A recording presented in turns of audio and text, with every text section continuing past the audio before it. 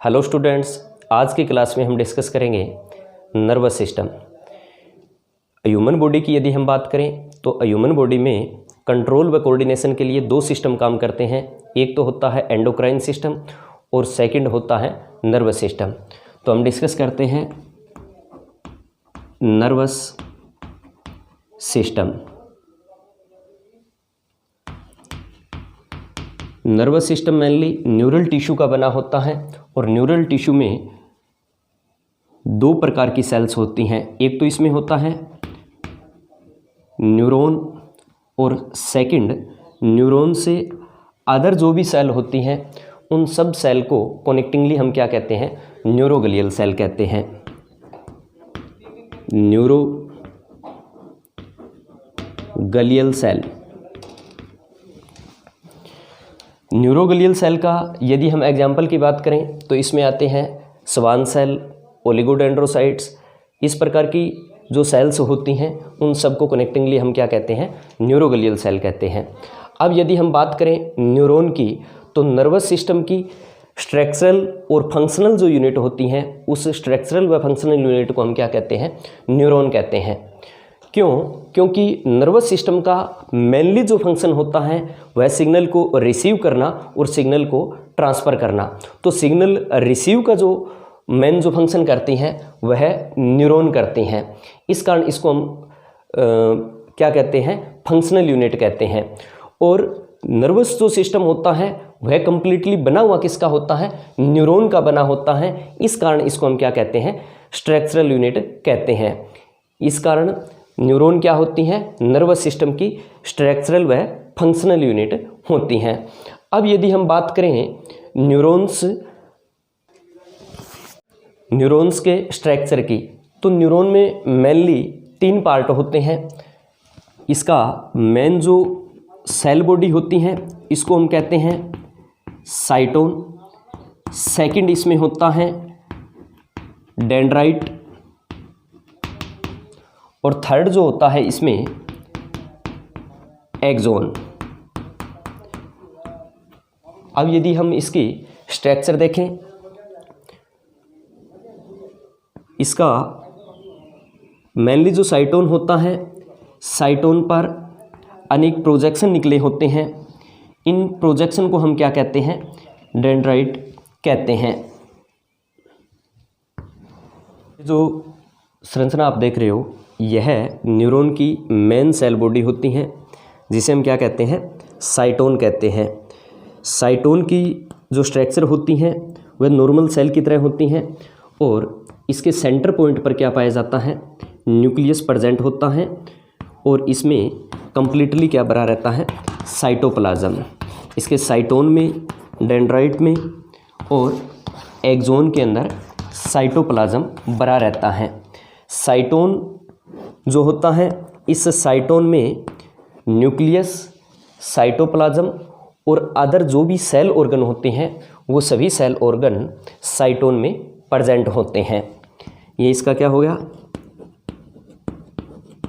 Nucleus, साइटोन पर ये projection, dendrite. साइटोन के साइटोप्लाज्म में ग्रेन्यूल्स प्रेजेंट होते हैं जिन्हें निसल ग्रेन्यूल कहते हैं। निसल ग्रेन्यूल कहते हैं।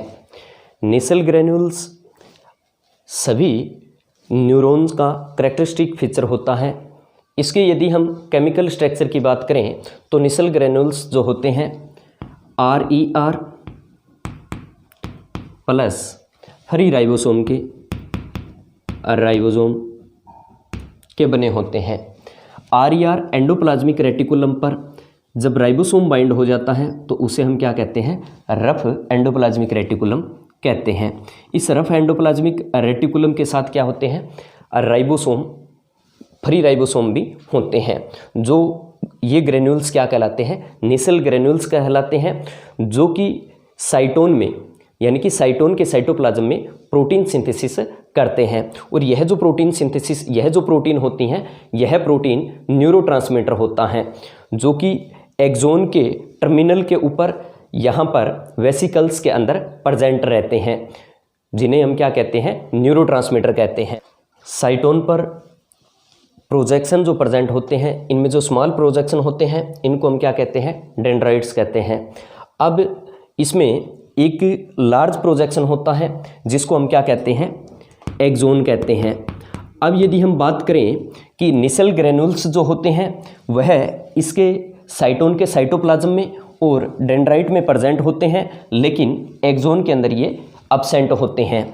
निसेल ग्रेन्यूल्स साइटोन में यानी कि साइटोप्लाज्म में और डेंड्राइट्स के अंदर प्रेजेंट होते हैं, बट एक्सोन के अंदर ये कंप्लीटली अब्सेंट होते हैं। एक्सोन टर्मिनल जो होती हैं, एक्सोन का जो एंड होता है उसे हम एक्सोन टर्मिनल कहते हैं। एक्सोन टर्मिनल, एक्सोन टर्मिनल का जो स्फेरिकल पार्ट होता है उसे सिनेप्टिक नोब कहते हैं। साइनेप्टिक नोब कहते हैं। साइनेप्टिक नोब के अंदर कुछ केमिकल की वेसिकल्स पाई जाती हैं, जिन्हें साइनेप्टिक वेसिकल कहते हैं। साइनेप्टिक वेसिकल कहते हैं। सिनेप्टिक वेसिकल में जो केमिकल होता है उस केमिकल को न्यूरोट्रांसमीटर कहते हैं। न्यूरो ट्रांसमीटर कहते हैं। न्यूरोट्रांसमीटर एक न्यूरॉन से दूसरी न्यूरॉन के पास केमिकल सिग्नल ट्रांसफर का काम करता है। एक न्यूरॉन का एक्सोन टर्मिनल दूसरी न्यूरॉन के डेंड्राइट को जब सिग्नल ट्रांसफ़र करता है तो उसे हम सिनेप्स कहते हैं। साइनेप्स। एक्सोन पर न्यूरोगलियल सेल है, वो उसे कवर रखती हैं, जिसे हम क्या कहते हैं, स्वान सेल कहते हैं। ये जो स्वान सेल होती हैं, इस स्वान सेल पर इंसुलेटर कवर होता है जिसे माइलिन शीथ कहते हैं। ये कवर्ड क्या कहलाता है, माइलिन शीथ।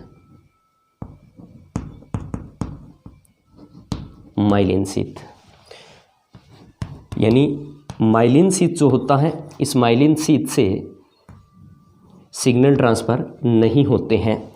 एक्सोन पर माइलिन शीथ के बीच स्पेस पाया जाता है जहाँ से सिग्नल ट्रांसफ़र होते हैं, उसे हम कहते हैं नोड ऑफ रेनवीर।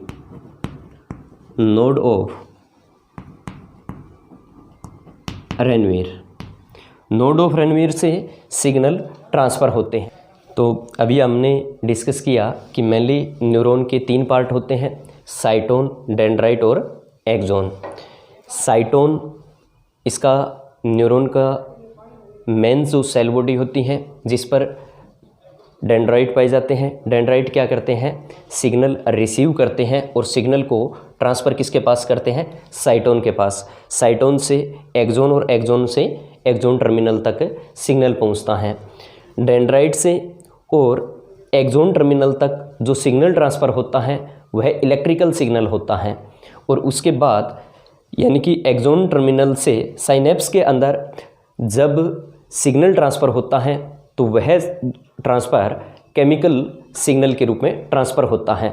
यानी कि इसके बीच में जो सिग्नल का जो ट्रांसफ़र होता है वह चार्ज पार्टिकल के रूप में होता है, यानी मूवमेंट ऑफ चार्ज पार्टिकल होता है। एक्सोन की यदि हम बात करें तो एक्सोन के अंदर नोड ऑफ